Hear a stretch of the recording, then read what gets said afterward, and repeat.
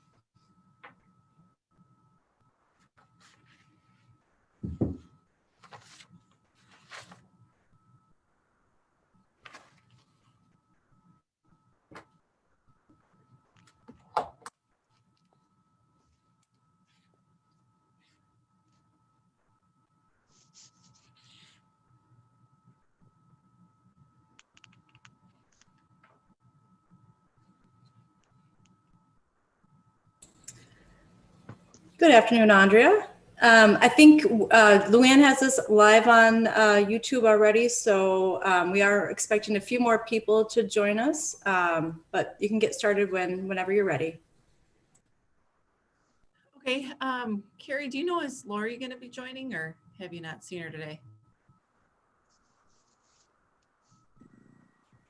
No, she is not going to be joining. She's got some stuff going on at home, so she had to leave this morning. Okay. What about, is Chad joining, Sarah? Have you heard anything? He usually is. Let me just switch screens quickly and just check our the calendar invite. Some folks respond there.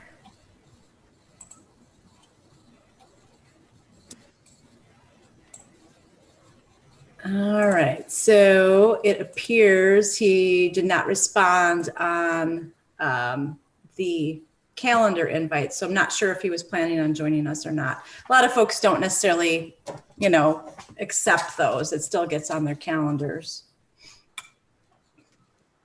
Okay, I'll just send him a text real quick and see if he gets it. Okay, but I guess in the meantime, I think we have enough. Marshall, BJ, Carrie, myself, and Sheila. So, and Sarah. Okay, so I think Sarah sent out the minutes from the last meeting on September 16th of 2020. Anyone have any discussion regarding those minutes? And if not, can I get a motion to approve the September 16th minutes? Sheila, I'll make a motion. Oh, sorry, Sheila.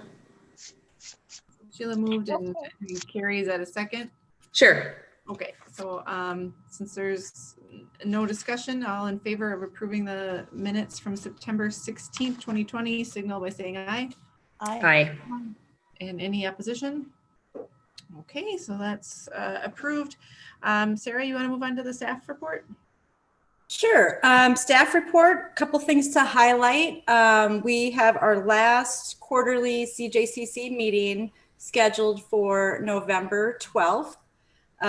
So at that meeting, we will be kind of nominating some new leadership for 2021. It sounds just crazy that we're talking about the future like that.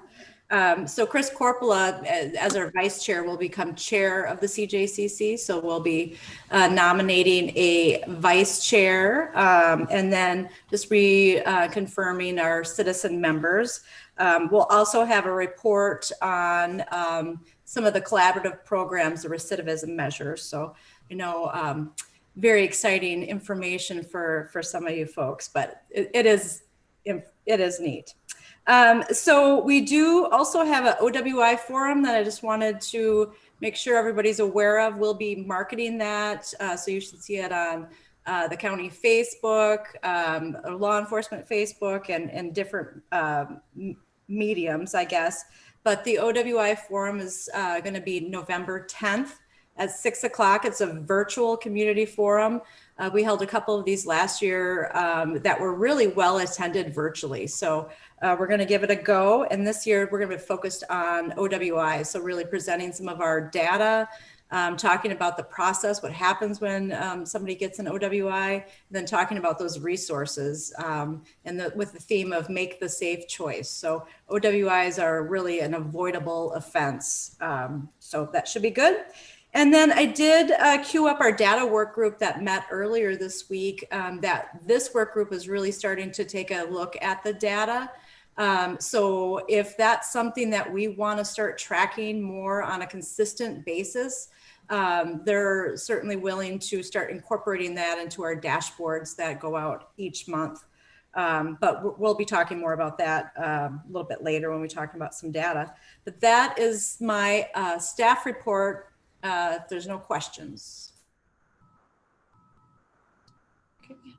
I think Josie, I don't know if I'm pronouncing it right, La Liberty, the child support director, has joined us as well.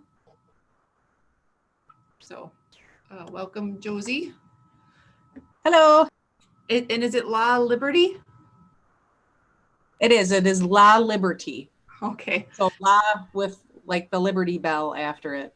Okay. Well, yeah, thanks for joining us. Okay, so our first item is the DEC MOU review. Certainly not the most exciting item on the agenda, but when I met with Sarah, I thought it was important that we move forward on this just because there are some updates that we need to probably get made or have made.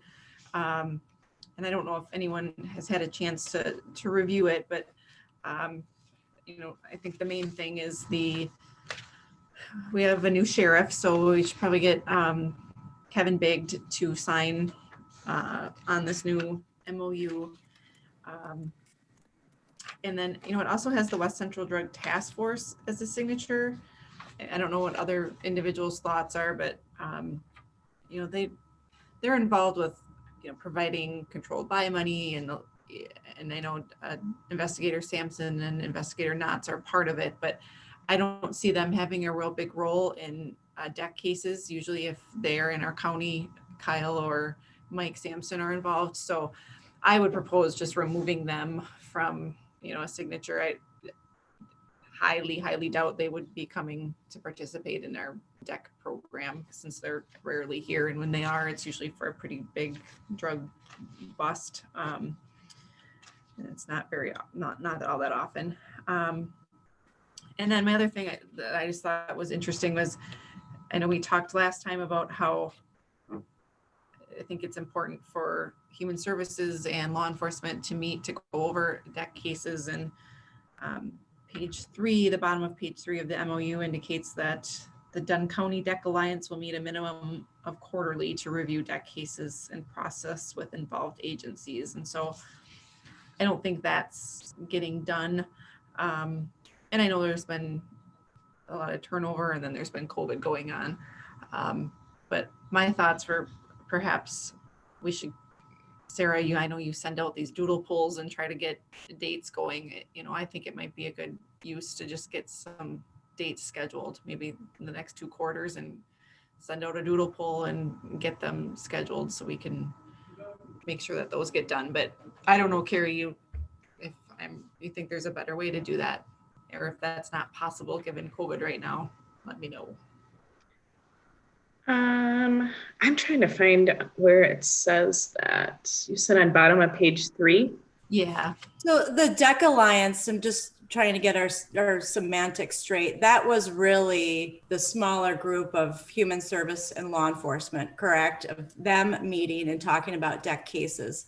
And that was going on at a kind of a monthly basis because they were, I think the intent was to join in with that investigator meeting that was once a month. So and since COVID, right, those meetings haven't been going on.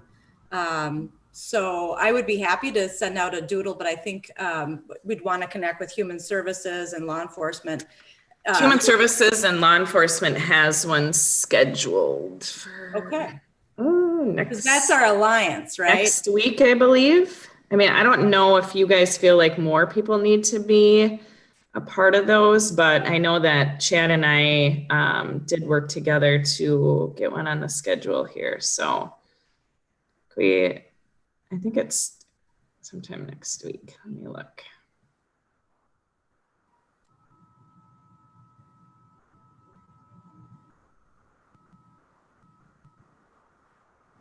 For some reason, I am in the wrong year.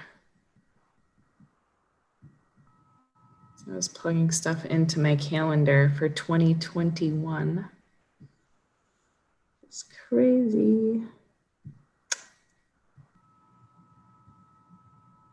Is there a need or desire to get more people involved in those alliance? October 29th at 2:00, we have one scheduled. And we have it right now. The people that we scheduled it with are Lori and I, our 3 initial assessment workers. So Heidi, Angie, Melissa, Chad Merzinski, Kyle Knotts, and Samson.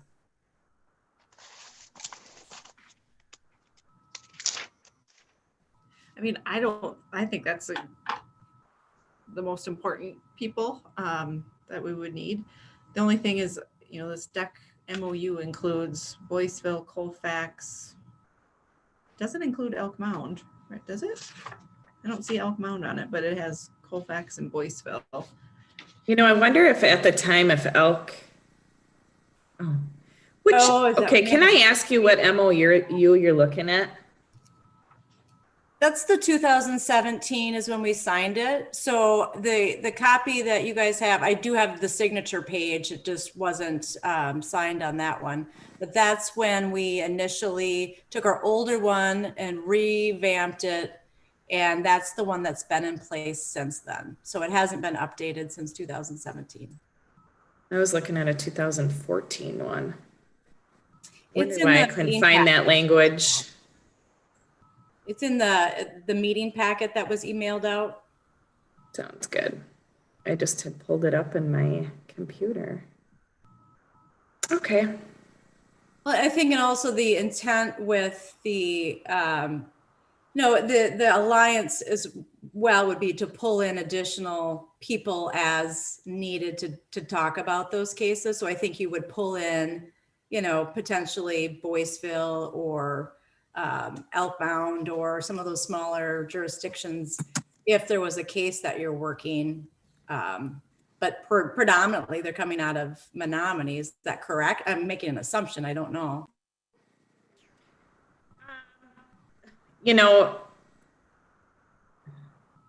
Like I know that they're in Colfax this afternoon at a house and, Kyle would go. I mean, it's usually a team effort.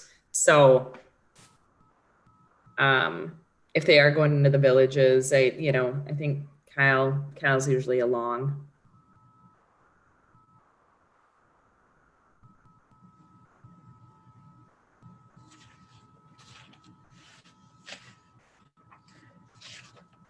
So do we still want to keep Boyceville and Colfax on here? And if so, then I was thinking we should add Elk Mound. Yeah, I think we should add Elk Mound too. Yeah, I think we should great. keep them all on there. We take off West Central unless someone else disagrees and add Elk Mound. I didn't see really any other changes. If anyone else has other changes. So on the back side of the MOU are the protocols. So that's also kind of the process. So if there's any updates that we need to make to that, I think each different entity would be able to identify those, like the human service process. Can have Carrie and Lori look over the law enforcement process. Chad and Marshall put that together. And then the DOC process was one of the appendix items. They were very fixed on what they were able to do. They've got like a standard kind of language, and that's where that derived. So Sarah, how do you want to move forward then on this?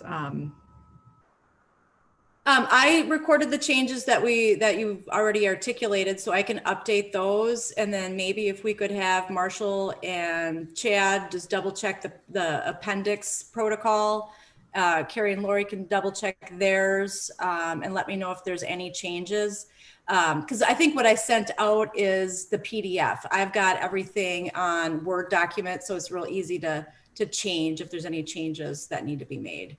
And then I can take off West Central, add on Elk Mound, and then update our signature lines. So then do you want to bring a finalized copy back at our next meeting or? Yep, I can do that. Yep, and that would give folks a little bit more time if they haven't reviewed the protocol piece.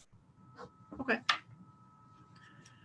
All right, well, I think we can move on to the next thing unless anyone has more to say about that. So the next item on the agenda is a mapping of DEC cases. This is something that I think Carrie had mentioned, which I thought was very interesting. We did as part of the CJCC mapping of a criminal case through the judicial system, and I think it's up in one of the rooms in the judicial center. But yeah, I mean, once I'm done with my part or our office's part, I'm not all that sure what happens after law enforcement gets involved and, you know, a case is opened. So I think there's a lot of benefit to that, to just map out each agency's role and process, you know, from start to finish when we have a DEC case. And then I think that's a way to explore if we're missing certain things or if we can improve on different processes. Anyone have any thoughts on that? I had put that in an email to you, Andrea, and I just want to make sure that we're looking at all of these DEC cases from, you know, like a holistic approach in regards to how we're serving these kids and these families, and just make sure that we're not missing anything. You know, I often think about that whole medical piece, like we're taking these, you know, these babies or these kids out of these homes, and they're testing, you know, very high in regards to substances. And then, you know, like, should we be doing more in regards to getting them medical treatment, or should we be doing more in regards to medical testing? You know, what kind of services should we be providing these kids, and just make sure that we're not missing anything. Wasn't another part of that to also see if there might be some common denominators and some potential preventatives or not preventatives, but ways to maybe get some impression of maybe those that might be more at risk ahead of time before it gets too bad? I think that's what I brought up last time. Yeah, I think there's a lot of value to that. And I don't know if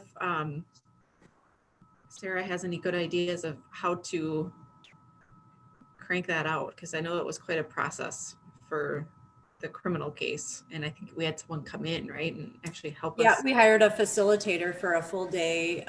And, you know, I think this would be a smaller scale because we're talking about just a kind of a specific group of cases. But a lot of folks were not very interested in spending the whole day mapping. But you learn so much about what the process is. You learn that we have a lot of assumptions that we're making, that, you know, once things go over here, you know, we have a picture in our mind of what happens. So it can really help just clarify the landscape and then really identify those gaps and opportunities for us to improve the program. So I think that's something that we could do just internally. You know, we certainly wouldn't need 8 hours. We'd probably need more than an hour. But it's something that we could probably set up, whether it's an official DEC meeting or just a activity that we're doing, because you might want to bring in like your IA workers and others, because it's really the more that you want different levels of part of the process. So you want those workers that are actually doing the work. You want the managers that think they know how the work is getting done. And then you want the leadership there as well, because they're the ones that can ultimately make decisions and change things. So it would probably be a larger group than just this DEC work group. But I think it's a fantastic idea, and it could really help get us on the same page and identify some short-term and long-term goals that we want to do to improve the program. So I could facilitate that, because it's just really asking and pulling information, or we could find somebody else. It's almost better somebody that doesn't know anything, because it's, in a way, you want to just pull out all of this just basic information without a whole lot of assumptions already being made. So we could find a neutral person, or I could help facilitate it as well. Well, that may be up my alley, because I'm the one that really doesn't have the knowledge that you guys have, and I'm trying to figure out what I can do to help here.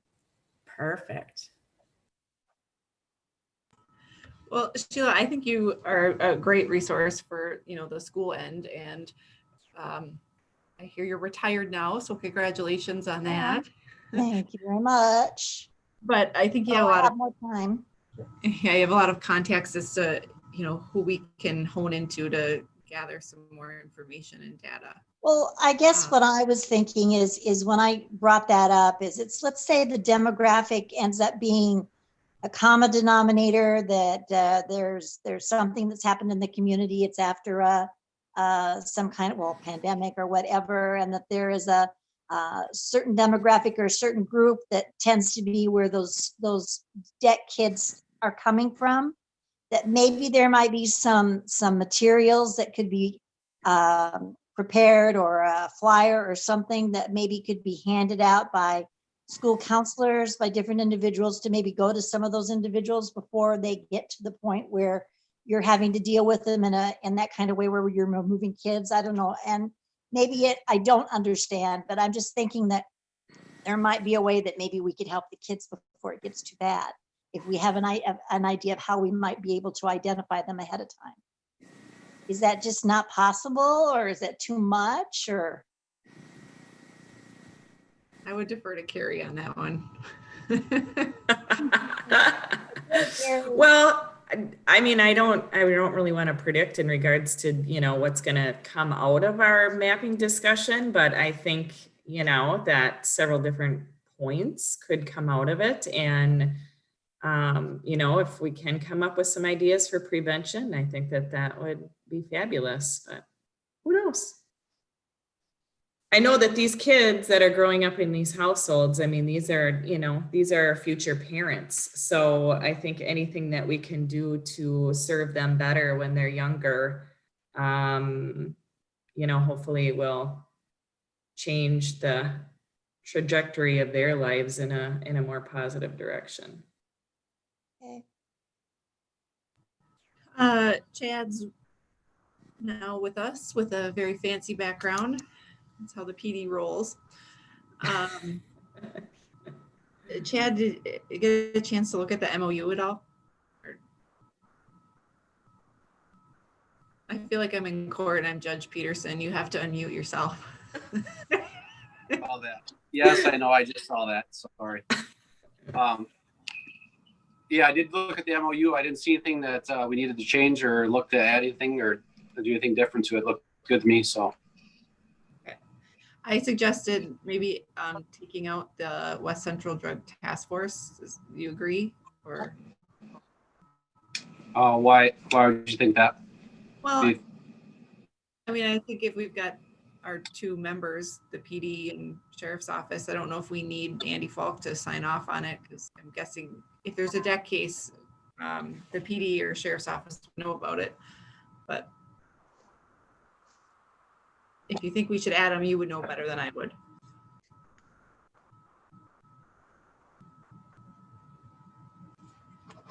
That's fine. I don't see it. Yeah, I don't think there'd be any reason. So if they'd be here doing anything, it'd always be, one of us leading it, whether Detective Knotts or whoever. So yeah, I'm fine with that. I guess I was curious why you wanted to do that. So Okay. So Sarah, for the mapping of the DEC cases, is that what we were gathering data for, or what was the data for? So the data was for part of that alliance meeting as well. So I think we were all just wanting to bring the data because a lot of this is not necessarily as transparent. It's in different agencies. So when we just looked at, I think in a past meeting we talked about just the cases. Are they coming through? The numbers were really low. And we double check with Human Services and they're like, yeah, the numbers are really low this year. But they anticipated those to start to go back up as school got back in session. So, and then I think your office had a sense that these are not slowing down. We've got a lot of cases that we're working. So I think the data just is another piece of information that helps us all get on the same page so we understand the scope of the problem. So we can better really look for those common denominators or look for ways to work together better. I see that being part of the mapping process, but part of the mapping process is just the process itself, not necessarily the data. But I think the data would be the companion piece or kind of the next step. When we're actually talking about specific cases, but even just getting that group of people together and having the conversation, we're going to start to hear some trends and some anecdotal kind of pictures of, trends of who these kids are, who these families are. So the data just helps us get a more complete picture to understand how many cases are coming in, how many we're dealing with, and then ways to improve. So I guess just share some of our data. So in 2020, so far, we have 84 cases of just possession of meth. And last year, our possession of meth for the whole year was at 60. So we're up 24 cases there. As far as our possession with intent to deliver meth, so far, we have 34. And last year we had 11. Our possession with intent to, or delivery of, I guess we combine those together. Sorry, we did possession with intent and delivery at 34. And last year we were at 29 for the year. So, I mean, I know our meth cases are definitely up. So certain that's going to trickle down into CHIPS cases, or if it not, it already has.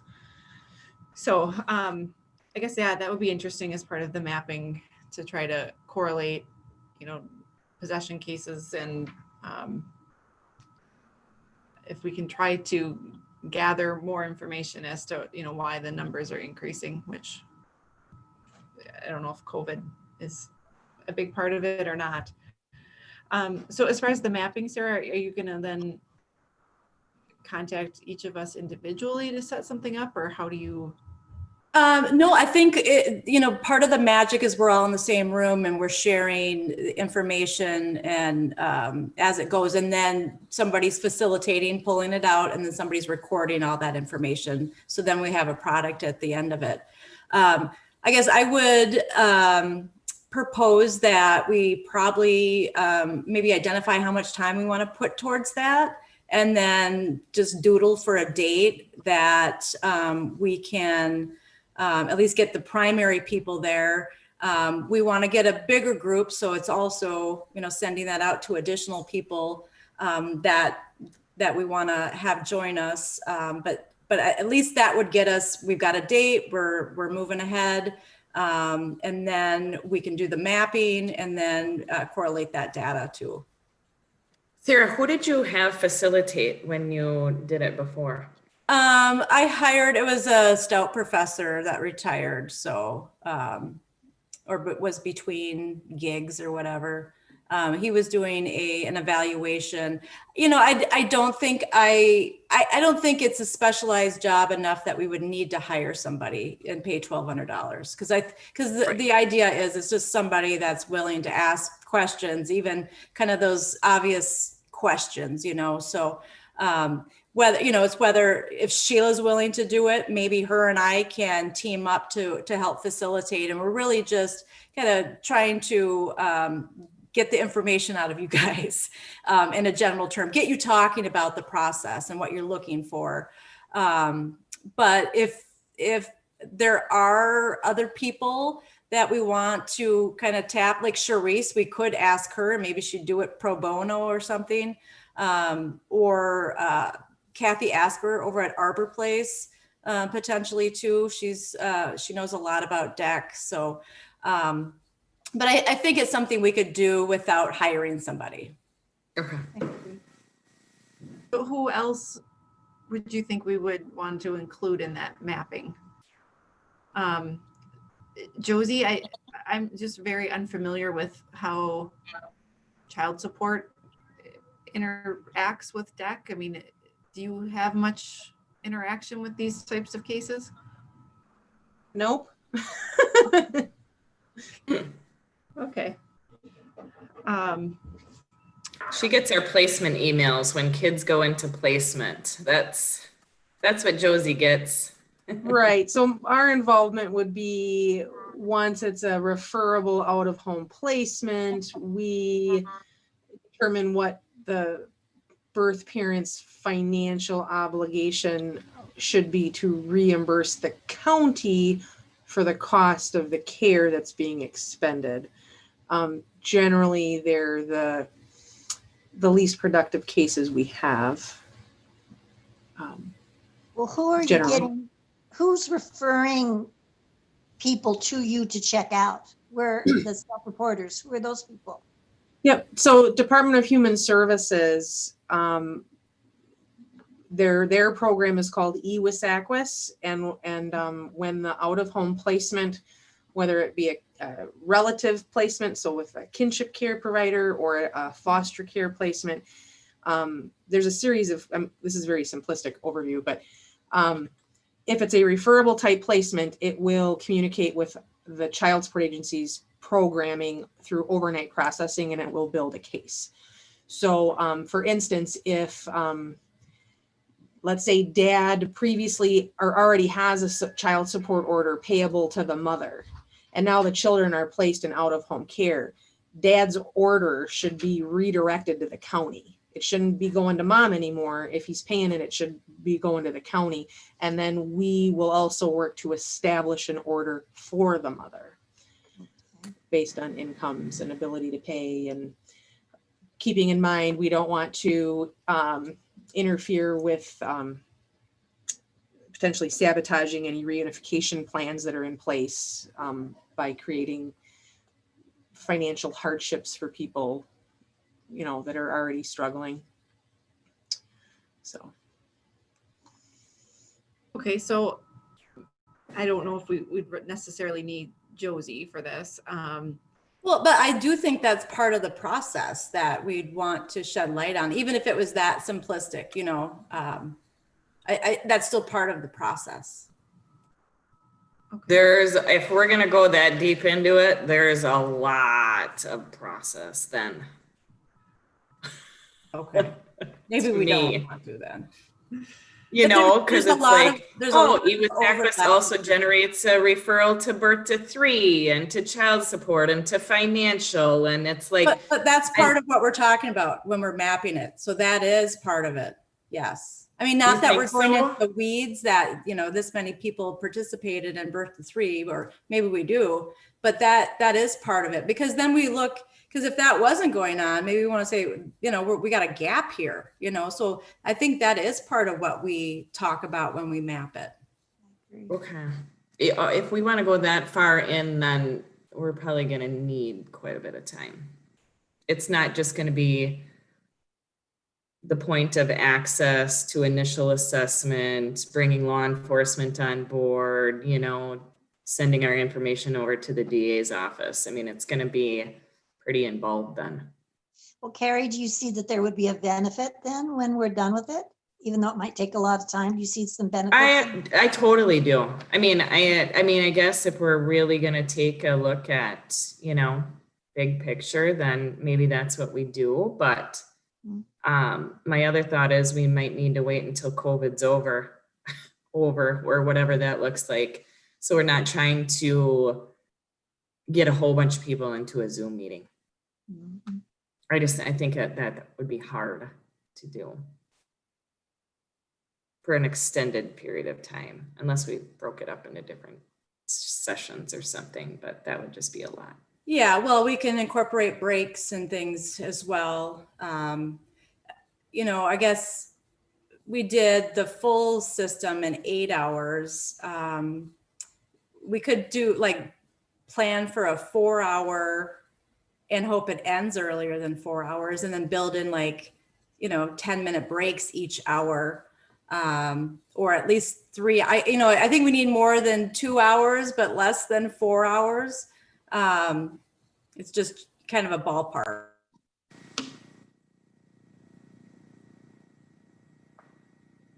So who else then would we need? I mean, I guess are we going to start at access, or if we're trying to, do we start with the schools or birth to 3, or, I mean. I think, as far as access goes, probably, you know, our access worker, Katerina. And because these referrals can come in a multitude of different ways. But she's the one that's definitely taking, you know, that first call. So I think she would be really important. And then, you know, the initial assessment workers, law enforcement, trying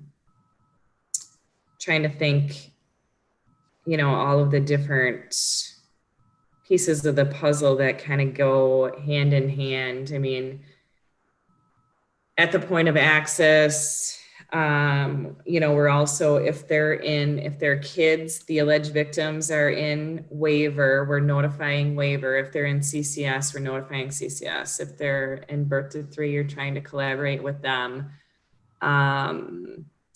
There's, you know, different notifications that go out along the way. And then, yeah, child support,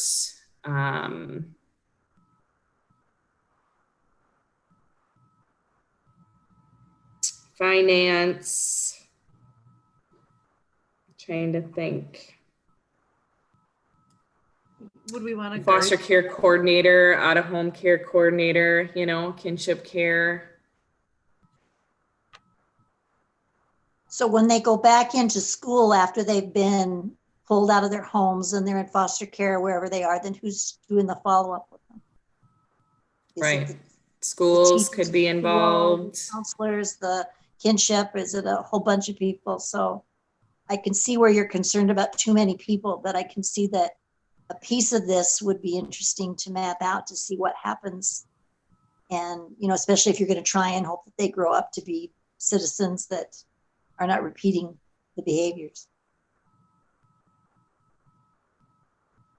Well, and we wouldn't have to invite everybody that has, you know, works with these cases, but we want representatives from all of the major, you know, that can really talk about the process. Because I suppose they come through daycares too. I mean, I would imagine they come from all kinds of resources, not just the schools. Mm-hmm.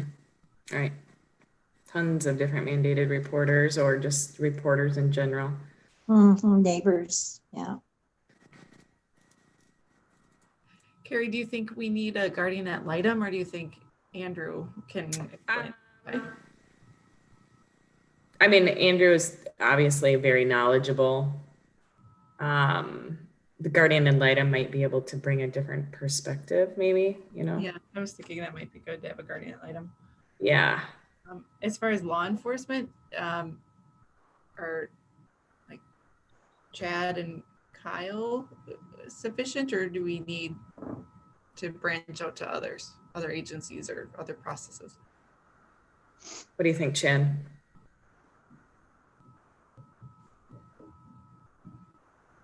You gotta unmute yourself again. Yeah, I know that. I guess it depends on what information. We'll do it then. Those agencies, I guess. So I guess I came in a late game as far as the mapping. You don't have to go over it again to waste time, but that'd be the only thing I'd question what you need from those agencies. If it's outside of, Dunn County or Menominee. Yeah, I mean, I think there might be some benefit adding the other agencies, if anything, not just as a educational for them too, as to sort of everything that goes on and get to know the process better. Mm-hmm. But if they come, I don't know. So. Okay, so. No, and I think if we did go to some of those smaller agencies, I'm assuming that more likely would be having, probably Kyle or somebody from the sheriff's department going to help out with it if it's if it was a dead case. So, but I think, yeah, that's what you're looking for, is that kind of that educational piece to help out with why we're doing it, or show the process and where they go. Yeah, definitely would. I mean, it doesn't hurt to involve them too. So we're looking at like a 3-hour time frame and see where we go and how it turns out. And then hopefully Jackie Goodell could bring the DOC input too. Okay, so Sarah works on trying to get a date. I don't know how we're coming up to the holiday season, so. Yeah, so maybe Andrea, you and I can just look at a couple different options that'll work for you, and then we can put those out to the rest of the core group and solidify a date. And then when we send out the invites, we can just I'll need either Carrie to send it to specific people or the list of names of specific people that we want to send it to. Okay, well, if there's not anything else on that topic, I guess the next agenda item is the DEC website update. So I know we talked about that at our last meeting as to certain things that we would want to include. And so I don't know if Sarah was going to meet with Krista Vind or? Yep, Krista Vind is already building our website based on our conversation from last meeting. So we had some really specific things that we were wanting tabs for and to build that landing page. So she is in the process of building that. So I haven't seen it yet. But and I know she had some other projects going on. So, but it's in the works. But unfortunately I don't have anything for the group to view right today anyways. So where are you getting the content to put on that? Do you need anything from human services or law enforcement to help educate? Well, we just need it built first and then we can start to put stuff. So she was just going to build kind of that template to make sure it's where we wanted. As far as some of the basic stuff, the mission of the group and all that I gave to her already. And then gave her also a couple of, we talked about some, like, I think it was Eau Claire's DEC web page and then the state one just as references as well. So she was beginning to work on that. So once we get to view it again, then, you know, we can add or different areas to enhance what we've got out there, but we got to get it built first. Sure. Okay. All right. So I think we can move on to the next thing. We'll just kind of wait for an update on that. And if anyone thinks of anything that they believe would be beneficial to have on the website, let me or Sarah know. Next item is the DEC training videos. And I think what this is referring to is, I think there was some discussion of last meeting about how we've had a lot of turnover with new social workers and new officers, especially new officers. And so we did this training a couple of years ago. And so I was curious as to whether new employees are viewing that training. I don't think holding an in-person training is, I think we did a good job on that last one and it was recorded. But seeing if there's a way we can encourage new employees to be aware of, you know, that protocol and that training, I think would be helpful. So I don't know if you guys have anything to share about that. I think that's a good idea. I can honestly say that we've dropped the ball as far as having our new employees watch that video. So I don't even know where it's at, honestly, or where I could find it. What's this video again? It's a video that Sharice Nielsen, the former chair, kind of put together or spearheaded.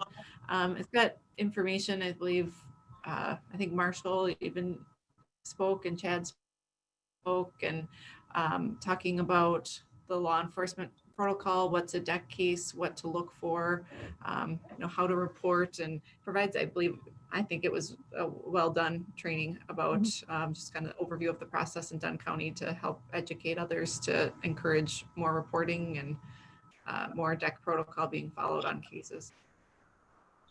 So Yeah, did you want this to be more just human services staff training or county-wide?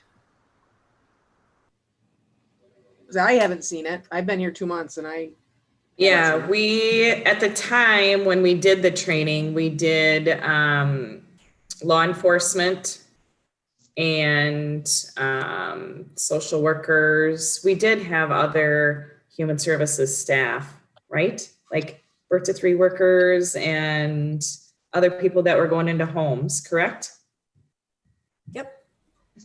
I feel like we've done And the quite a case few DEC office. trainings. They're all kind of running together. Yeah. Yeah. We had about 83 people, I think, attended that. And Chad recorded it and made video CD copies for us. So, That's what I saw. yep, because I've had my new staff watch it, even though they don't do anything with DEC, to be aware of it.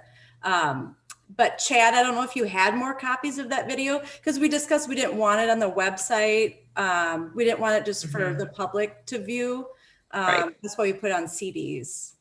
Right. I still have the copies of the CDs. So if anybody needs them, I should be able to burn copies.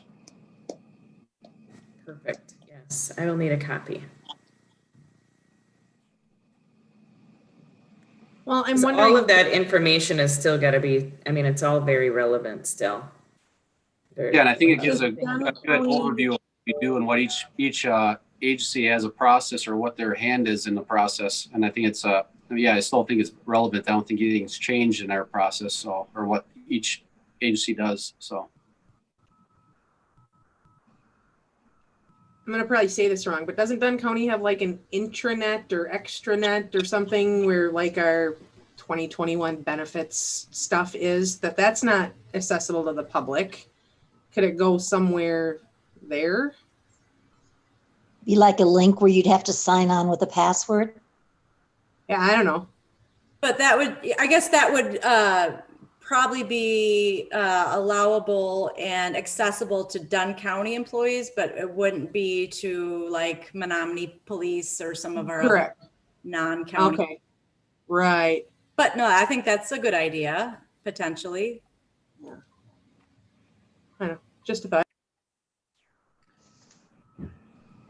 So does the PD have the funds and ability to make like 5 or so copies, and we can like mail them to Boyceville and Elk Mound and, Human Services and say, a letter and close. I can draft a letter encouraging the new employees to watch this.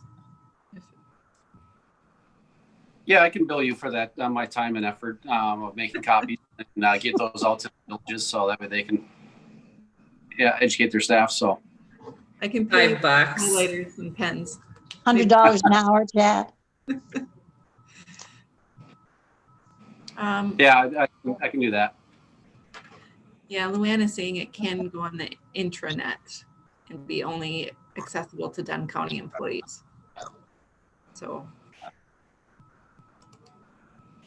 that would be good for at least like the sheriff's office too. So. And then I would just add that, it would be helpful if there's any new employee training kind of protocols or, lists of different things that they need to do, that it actually gets added on to that. That could be, so it doesn't get forgotten. Yeah. Marshall, are you still with us? Yes, I am. Oh, look at that. It's 4:20 and you're still there. Not really, but I'm with you. Oh, well, thanks. So do you think would be beneficial to have it on the intranet for your new deputies that are out? Yeah, especially if, can't locate the CD at the appropriate time. It's nice to have it in one spot that we can go grab it. And we can make that part of our field training program checkoff sheets too. Okay, awesome. So Sarah, maybe since you're working with Krista, maybe she can help. I bet she would if we asked. Yep, I'll do that. Perfect. Okay, so that sounds wonderful. That's a good way to try to get some training videos out there. And then the next agenda item is discuss ways to reach to virtual schools.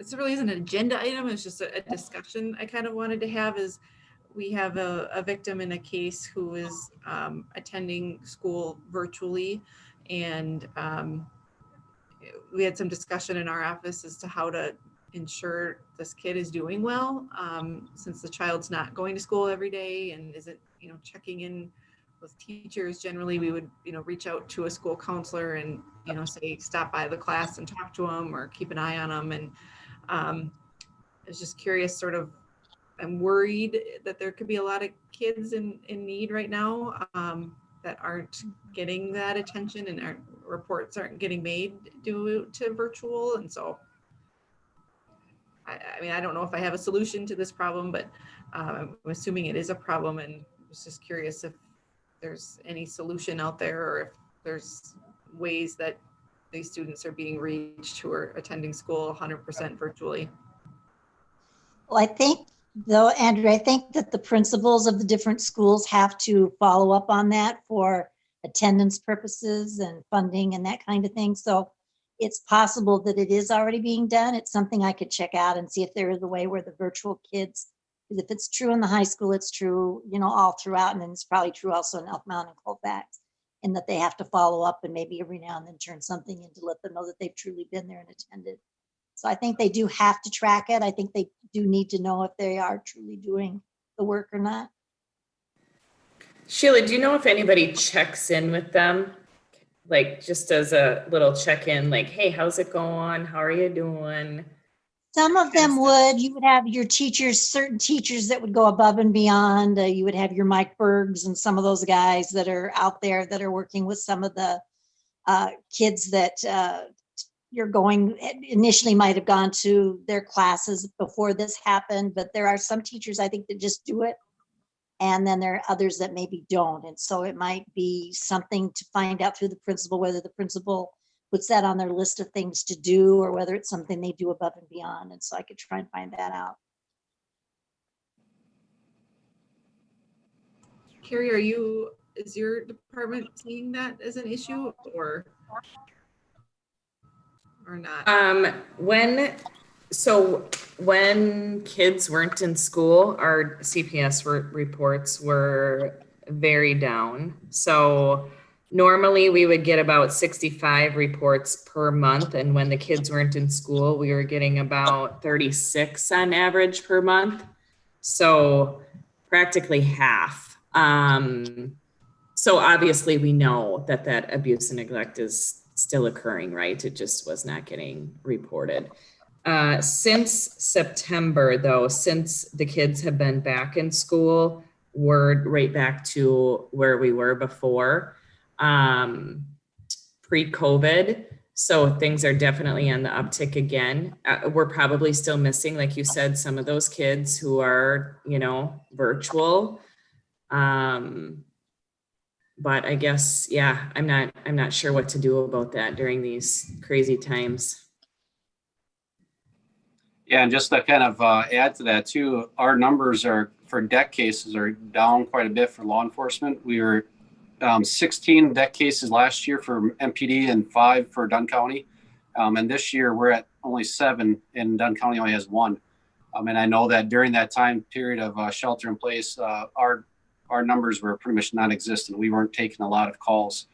So I can about imagine that. I mean, and if in Andre, your numbers obviously prove that meth use has not gone away, so it's actually increased. So in reality, our numbers, our DEC cases should have gone up, and that's just not proving the fact there. So I think that's hurting us quite a bit, having these kids virtually learning at home and not being seen by other people outside the home. So, and I agree with Carrie. I think it's hard. It's difficult how we reach out to that when we know what's happening, but we can't reach them. So we've obviously got a problem we need to find a solution to. And I'm thinking there might be some possibilities out there that we could work with, because I can, just knowing what I've dealt with or what I deal with and the conversations they've had, I think that that's something they would want to be more involved in if they could, you know, as far as teachers and not staff, but teachers and principals and those individuals. I know they're overwhelmed too, like we all are, but I think that is something that they could try and come up with a way. I'm wondering if a student is doing something virtually and they are being abused or there's something going on, is there a way through those virtual classes that they're able to let people know that it's going on without the people that they're living with know that they're doing that? I believe so. I mean, you know, everything is via email and all electronic based. So I do believe so. We did also, you know, over the whole, when everything was shut down, all the schools were shut down, some of these kids were doing virtual therapy and still reporting to their therapist. So we did get a couple CPS reports that way, which I thought was pretty interesting. So hopefully kids are finding a way to reach out, but and I know sure kind of everyone is that brave. One of the things that that our school resource officers really are taking personal this semester is they're going after the students that are being truant. They're really kind of keeping an eye on that list, because last year the truancy list was unbelievable. The number of kids listed truant, and I think this year they kind of take it upon themselves to make sure that that's being looked at and trying to streamline that process and figure out, because those are the kids that we're pretty much targeting are the ones that they're kind of being neglected and not being looked after and allowed to be missing school. And you know that there's an underlying issue there with those kids, so they're really focusing in hard on those truancy issues with those kids, and so that hopefully that makes a kind of a, you know, helps out with those kids that are not being tended to and might be neglected and not being able to get to school. So we'll see what happens there.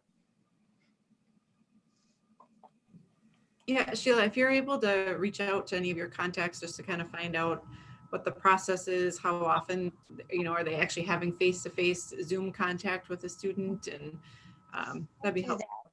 I was thinking that maybe, Sarah, if you and I could meet, maybe we could come up with like a list of questions to ask, and maybe I could even go visit the different principals in the county and the schools or counselors and just come up with some kind of data that way. That might be something that I would have time to do now, if that's a possibility that would help. Yeah, well, that'd be awesome. All right, well, it's about 4:30, so I think we should, Sarah, will you send out a doodle poll for the next meeting? You bet. This same time work out for everybody still? Mhm. All right, then we'll focus on this time. All right, anyone want to do since we follow these rules, a motion to adjourn?